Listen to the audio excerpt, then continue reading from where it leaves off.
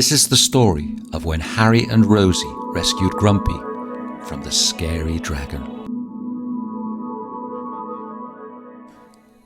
When Harry came down for breakfast, his mum was very sad. "Why is Mummy crying?" Harry asked his dad. "The dragon has taken Grumpy," came his dad's reply. "He came for him this morning and flew off into the sky." The dragon is a monster that lives in a dark, damp cave, as tall as the tallest trees, with wings and claws and scales. The dragon's breath is fire that sometimes he will use to cook and eat the flesh and bones of unfortunate kangaroos. Harry's Grumpy is a clever man that learned lots of things since he retired, and one of the things that Grumpy learned is how to relight the fire that lives in a dragon's tummy when sometimes the fire goes out, because the dragon lives in a cold, damp cave that can put the fire out. But Harry isn't having this. He wants his Grumpy home. He will get his Grumpy back, but he can't do this alone. Rosie is Harry's dog, and she will fight and bark when Harry saves his Grumpy from the cave all damp and dark.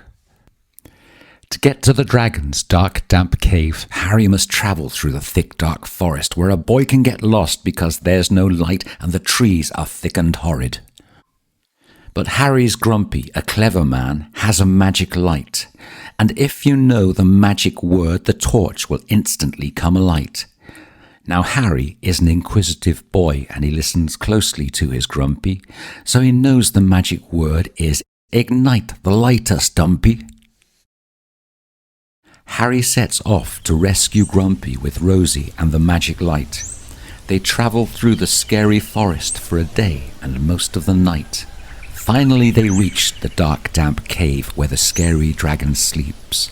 They find Harry's Grumpy locked in a prison cell along with the gold a dragon keeps. Grumpy explained to Harry just why he had been taken, but he had to do it quietly or the dragon would awaken. The dragon lived in a cold, dark cave and was getting very old. Sometimes the fire in its tummy would go out and it would get very cold.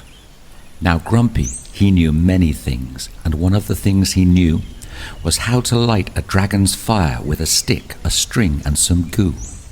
And so the dragon kept Grumpy here and fed him on bread and water, so he could relight the dragon's fire whenever the dragon thought he ought to. Harry suddenly heard a roaring sound, and so he looked around. The dragon was right behind him, breathing fire upon the ground. "What are you doing here?" The dragon scarily drones. "I'm going to cook you with my fire and eat your flesh and bones."